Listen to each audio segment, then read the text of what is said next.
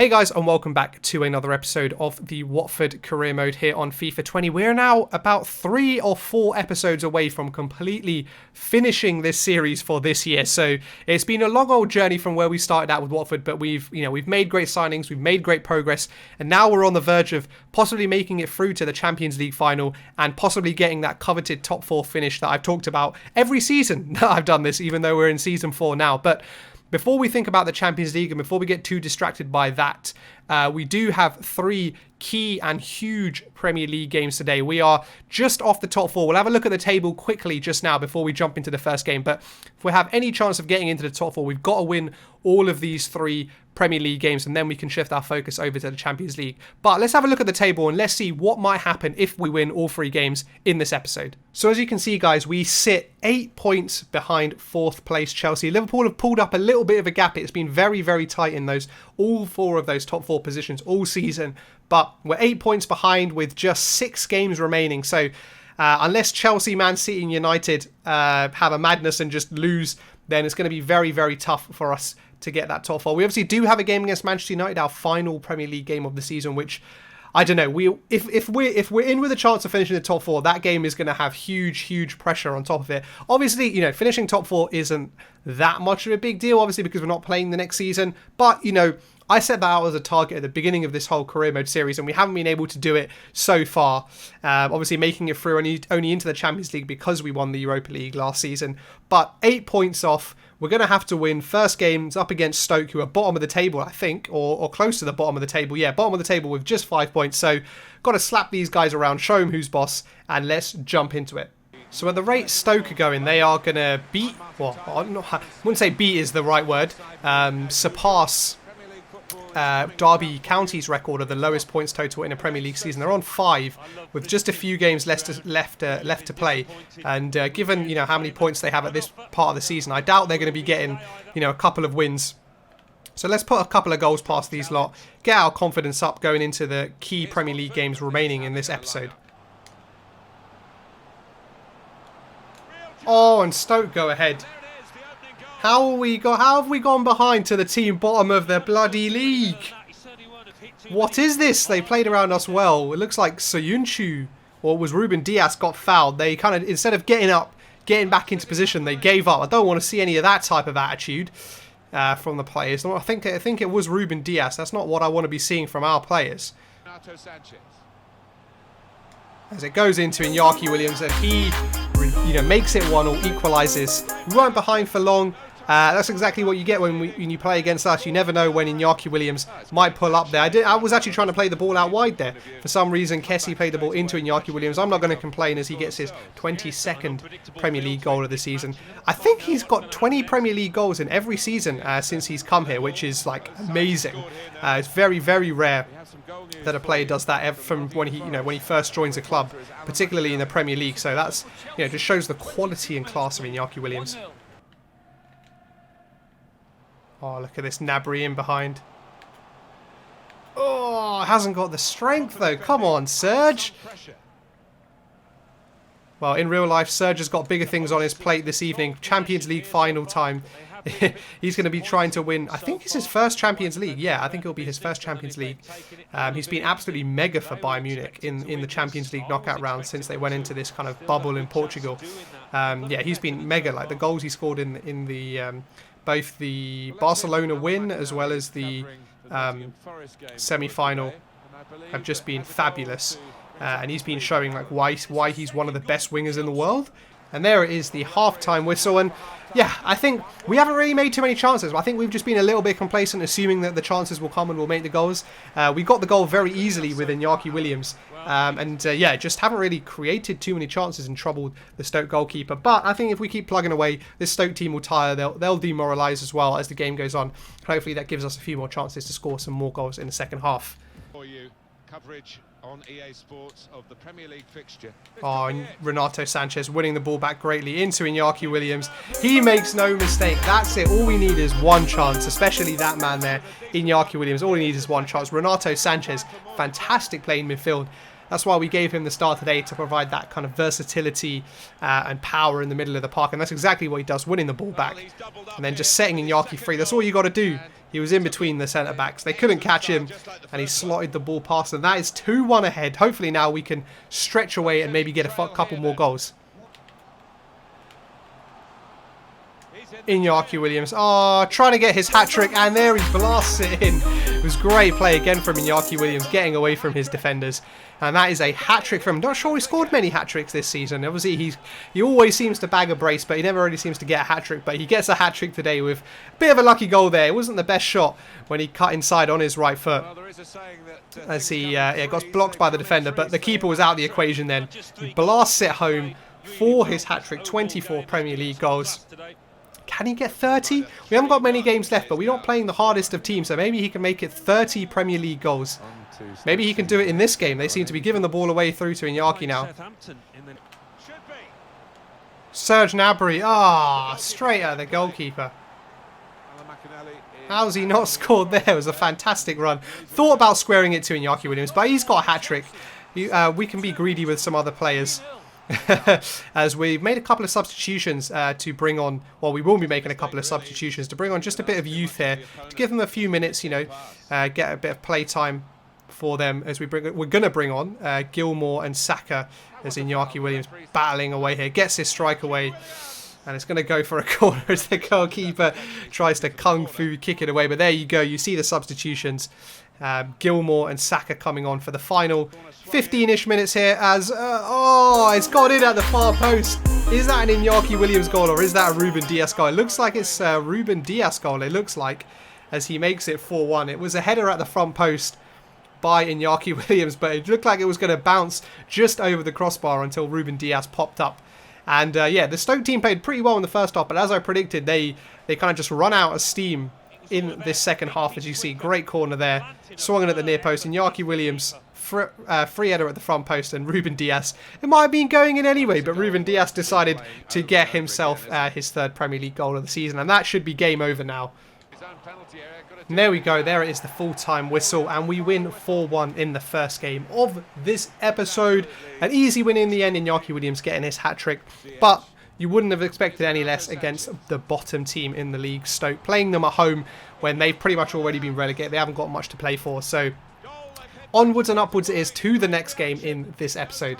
So here we go for the second game of this episode against Leicester, again at home, but this time in front of the lights, with the full team restored, with our best 11.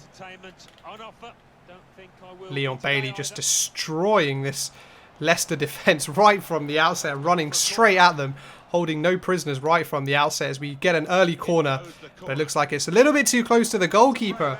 But the goalkeeper completely misses the ball. Doesn't look like it's Kasper Schmeichel in goal, but a very, very promising start for us. 4-5-1. That one striker will need a bit of support. Yeah. Must take the lead here.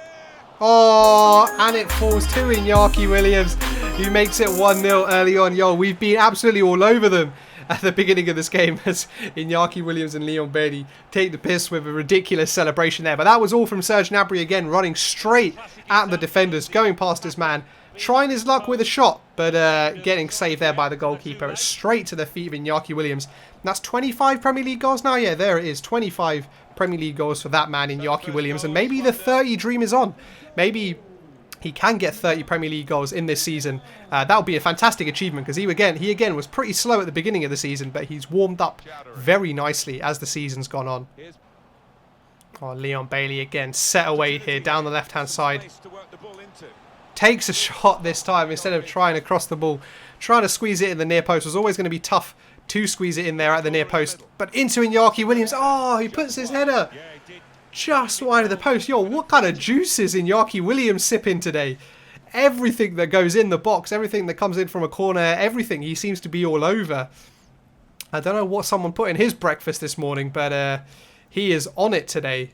As we approach the end of the first half here, after that initial flurry, things kind of died down a little bit as the game settled down. But nevertheless, we're still 1-0 up at half-time. The Leicester team have pretty much caused us no problems And we haven't really pressed and made any more chances. We kind of sat back a little bit after we scored the first goal. Haven't been attacking the defenders like we were in the first couple of minutes. But I'm sure Leicester will come on to us more in the second half as they try and get the equaliser. But maybe that will leave a bit more space in behind for the likes of Iñaki Williams and Hakim Ziyech. So let's jump into the second half. Let's see how it goes. Oh, Leon Bailey, the ball breaks to him nicely here, and he finishes. Wasn't the best of finishes, but yo, Leon Bailey again. Was he drunk today? Bro, everyone's on this crazy juice in this game as he goes and makes it 2-0. Great little bit of play. The ball kind of fell back to him with a bit of luck. But yeah, squeezes it past the goalkeeper, and that is 2-0. Yo, Leon Bailey again getting warmed up for the big games. He knows they're coming. You know they're coming. I know they're coming. Everyone seems to be hitting a little bit of good form right now, which is the perfect time. So yeah, let's see if we can see out this game first, though, before we get carried away by further games. 2-0 up, though. Everything's looking pretty good so far. Oh, Iñaki, yo, Iñaki, stop it. Please, Iñaki, stop it. Stop it. What is he doing? He's just tearing these Premier League defences apart.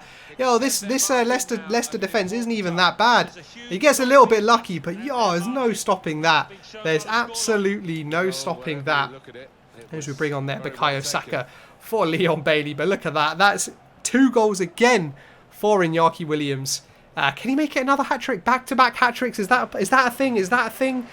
I don't think we've ever done that before. So that'll be madness if he can get it. I stayed on. And there it is. The full-time whistle. It is a 3-0 victory. No hat-trick for Iñaki Williams this time, but a 3-0 victory again at home against Leicester in these must-win Premier League games. Again, we made it look very, very easy. We're under a lot of pressure as well. You know, don't get it twisted. You know, we have an outside chance of getting the top 4. So there's a lot of pressure on us to not only win and score, but also, you know, keep up the momentum with the Champions League coming as well. So we've done really, really well in both games so far. Only conceding the 1 goal, but scoring 7 goals. That's the most important thing. If we keep scoring, I'm sure we will win the remaining games of our Premier League season. But let's jump into the final and last game of this episode. So guys, big news. Chelsea actually lost against Spurs in the last match day. They have played another game, which is why the gap is still 8 points. But should we win against Aston Villa today, who are kind of, where I don't even know where Aston Villa are in the league. Where are they? Probably in the relegation zone? Yeah, 18th place. We have a chance of going 5 points behind Chelsea. I still think we're not going to have enough games with just 3 games remaining. It's going to be very, very tight, but it's given us that tiny glimmer of hope, which is kind of really annoying. I wish it was just out of the window and I knew I couldn't get it, but we've got that tiny glimmer of hope, and as long as we've got that tiny glimmer of hope, I'll keep pushing. So let's jump into this final game of this episode against Aston Villa.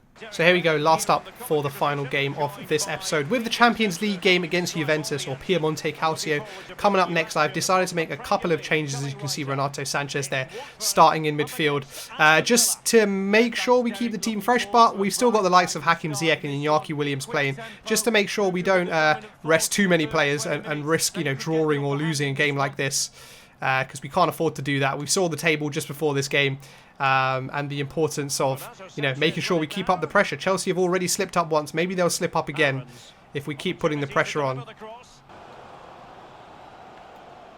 Bukayo Saka in behind the defenders here.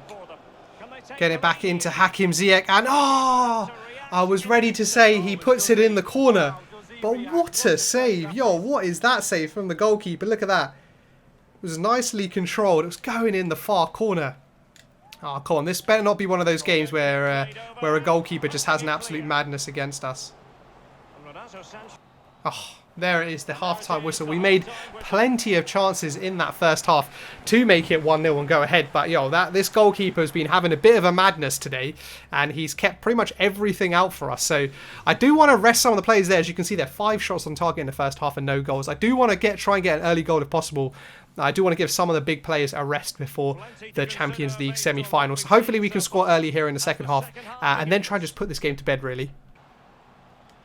Hakim. Oh, getting his shot. You know, today it feels like I kind of just want to score long shots as we get another header from a corner. Yo, we've been absolutely dominating them in the air from the corners, but just haven't been able to get a decent header at the goalkeeper, or to the sides of the goalkeeper, really.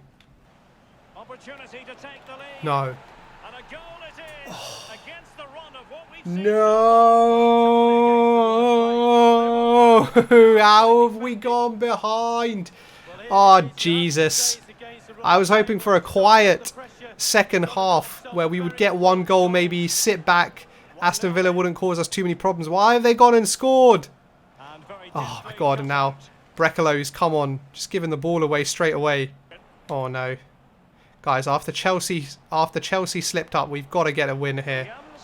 Iñaki, oh my God, Iñaki, get that header. Oh, come on. How's that gone for a goal kick? Yo, Iñaki, come on. Today's not the day to miss. Today is just not the day. Into Soyuncu, who buries it. Soyuncu's had enough. We went attacking, so he went up the pitch. Yo, I didn't realise it was Soyuncu. I probably wouldn't have made that pass if I realised it was Soyuncu. But once I committed to it, he took a great touch, yo, and buried it. I think that's his first goal for us this season. What a time to get it. Look at this. It was great play from Brecalo down the left. Cuts it back. Takes the touch, but look at that. That's what we needed to beat the keeper. Yo, Soyuncu, legendary movements there. What? What?